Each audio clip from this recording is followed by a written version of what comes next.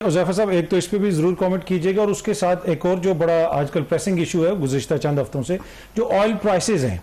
अब ये कहा जा रहा है कि काफ़ी चीज़ें बेहतर हो गई हैं, प्राइसेस नीचे आनी चाहिए, हुकूमत पर काफ़ी तनकीद भी होती रही।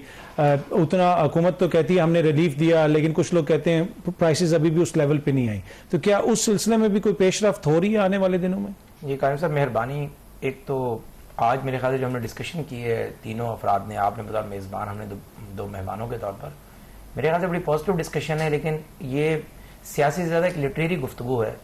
यानी हम सब ने असूली बात बिल्कुल ठीक की है, लेकिन मसला ये है कि हम जब एक उंगली किसी पर उठाते हैं तो चार हमारी अपनी तरफ भी होती हैं। यानी हम ये तो कहेंगे, यानी मैं PMLN से अगर नुमाइंदगी कर रहा हूँ तो मैं कहूँगा कि सामने वाली जमात ये गलतियाँ कर रही है, लेकिन मैं अपनी दो गलतियाँ नहीं बताऊँगा। और अगर सामने वाली जमात होगी वो उसकी चले दो नहीं होंगी, एक गलती तो होगी ना। तो मकसद कहने का ये है कि कौमों की जब भी तकदीर लिखी जा रही होती है या कौमों ने यानी उनकी ज़िंदगी में ऐसे मोड़ ज़रूर आते हैं कि जब वो ऐसी नहज पे पहुंच जाते हैं, मेरे से पाकिस्तान उसी नहज पर है। सारी सियासी जमातों को असर नौ सोचना चाहिए कि किसने क्या क्या किया है, और ज़ाहिर है किसने कम किया, किसने ज़्यादा किया। वो कहते हैं every action is a reaction but opposite direction.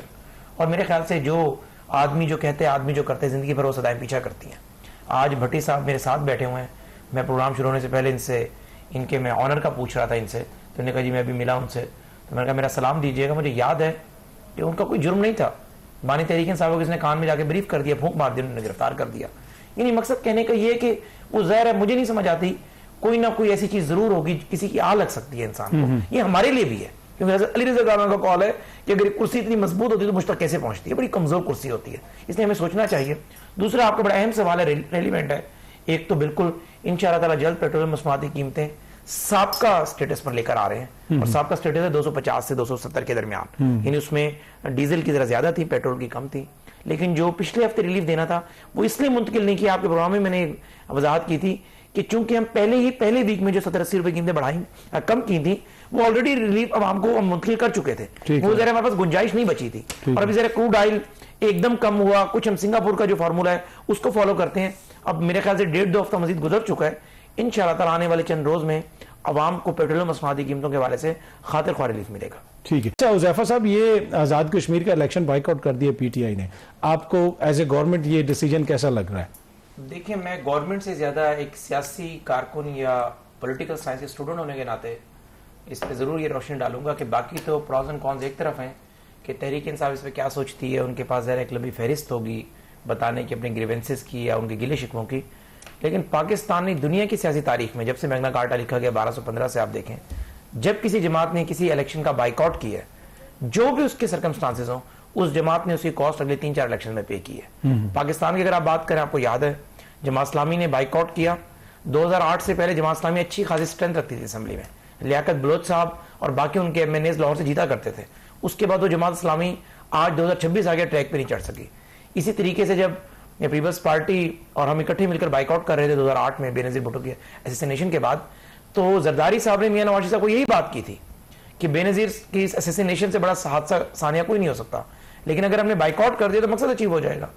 तो मैं समझता हूं कि जाहिर है एक इलेक्शन रिजल्ट से ज्यादा एक एक्टिविटी होती है। यानी आप ये देखें कि तहरीक इंसाफ का उम्मीदवार ये सोचे कि जी मैंने जीतना है और मुझे जीतने नहीं दिया गया, बीइंग डेविल्स एडवोकेट, वो यही कहते हैं ना कि हमारे लिए फार्म 45-39 जो कहानी बयान करते हैं।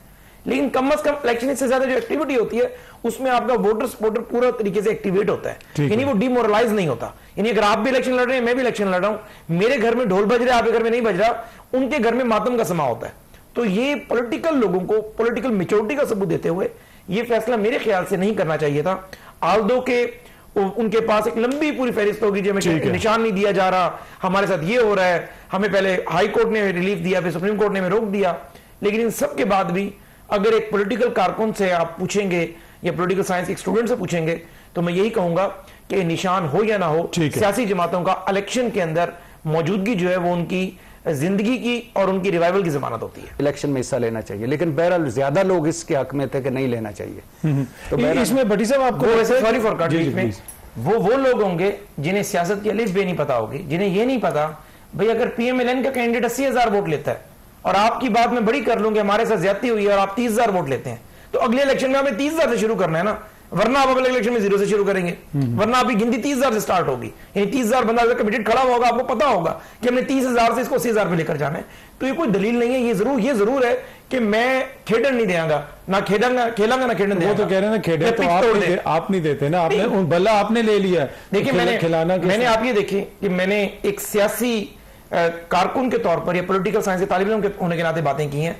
मैंने कोई बात नहीं की कि पीटीआई का निशान क्यों छीना गया, क्या इसके सर्कमस्टांसेस थे, आगे कॉन्सिक्वेंसेस क्या होंगे, 9 मई की सूरत है, कोई मैंने बात ही नहीं की। मैंने तो ये बात की कि अगर उनके आप सियासी वेलविशर के तौर पर राय होती तो सियासत के अंदर हर वक्त आप इलेक्शन जीतने के लिए इकदार के लिए नहीं लड़ते, आप अपनी एग्जिस्टेंस को साबित करने के लिए लड़ते हैं। ठीक है। तो वो एग्जिस्टेंस बहरहाल आपकी मौजूद तभी साबित होती है जब आपका एक रिजल्ट आता है। यानी आप ये कहेंगे मैं तो इस इम्तिहान में अपीयर ही नहीं होऊंगा, क्यों भाई? क्योंकि एग्जामिनर जो है मेरा ठीक नहीं है।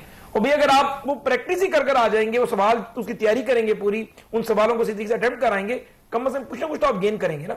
ये दलील दे देना कि नहीं चूंकि माहौल अच्छा नहीं है, वो म्यूजिक चला देते हैं, मेरे आगे जो स्टूडेंट बैठा हुआ है वो मुझे नकल नहीं करने दे रहा, या पीछे वाला जो है मुझे तंग कर रहा है, इरिटेट कर रहा है, एग्जामिनर जो है बार बार आकर मेरा पेपर जल्दी खींच लेता है, ये कोई दलील नहीं होती। सियासत के अंदर आपने को एग्जिस्टेंस की पॉलिसी अपनानी होती है, लोगों को बर्दाश्त करना होता है। लेकिन आप ये म्यूजिक ना चलाएं ना, और ना उनका पेपर छीने। नहीं, ये उनकी बात है, हम तो नहीं करते। हम तो इतना पीसफुल माहौल रखते हैं कि पिन ड्रॉप साइलेंस होती है, किसी को जरूरत नहीं होती कि वक्त से पहले किसी का पेपर खींचे, ना पीछे वाले को इजाजत है कि उसके कान में कोई जो छेड़छाड़ करे। ये आप उन पर इल्जाम लगाते हैं। हुज़ैफा साहब, आज जेल रिफॉर्म्स के हवाले से एक कॉन्फ्रेंस भी हुई, उसमें मौजूद चीफ जस्टिस साहब भी थे, वज़राए आला भी थे, और यहाँ पे अक्सर कहा जाता है कि या तो आप इख्तिदार में होते हैं या जेल में होते हैं, लेकिन अनफॉर्चुनेटली ये सारे लोग जेलों में जाते रहे, लेकिन जेलों में वो रिफॉर्म्स उस तरह नहीं हुई। तो आज ये जो कॉन्फ्रेंस हुई है, इसको कैसे देखते हैं आप?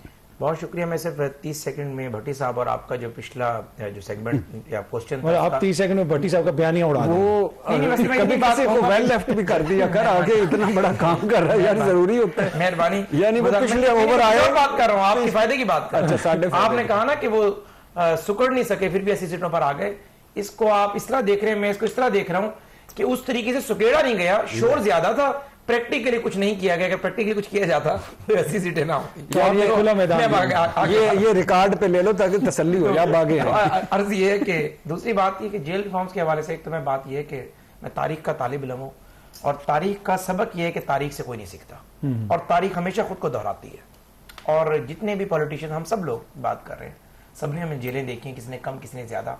गुजारिश ये है कि वाकई जब आप कुर्सी पे बैठ जाते हैं तो मेरे ख्याल से उस पर तवज्जो उस तरीके से कम हो जाती है। हमजा साहब चीफ मिनिस्टर बने थे 4 महीने के लिए, उन्होंने जेल पे बड़ा काम किया था।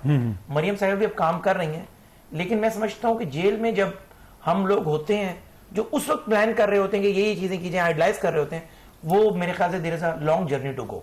और पाकिस्तान में जेल रिफॉर्म के हवाले से वाकई एक मजबूत काम होना चाहिए। मैं समझता हूं कानून साजी होनी चाहिए, यानी कोई भी हुकूमत हो, यानी जेल को एग्जीक्यूटिव से मैं समझता हूं अलग होना चाहिए। यानी एग्जीक्यूटिव का मतलब है चीफ मिनिस्टर, और जेल इंतजाम मतलब आईजी जेल खाना जाए, यानी उसकी तैनाती और निजाम ऐसा हो कि कोई भी हुकूमत, क्योंकि उसमें जाहिर है अपोजिशन के लोग भी होते हैं, उसमें हुकूमत के लोग भी कोई चला जाता है, और उसमें जाहिर है क्रिमिनल्स भी होते हैं, कुछ इनोसेंट लोग भी होते हैं जो ट्रायल होते हैं। तो इसलिए मैं समझता हूं वो ऐसी जगह है जिसके ऊपर ये इल्जाम खत्म हो जाए कि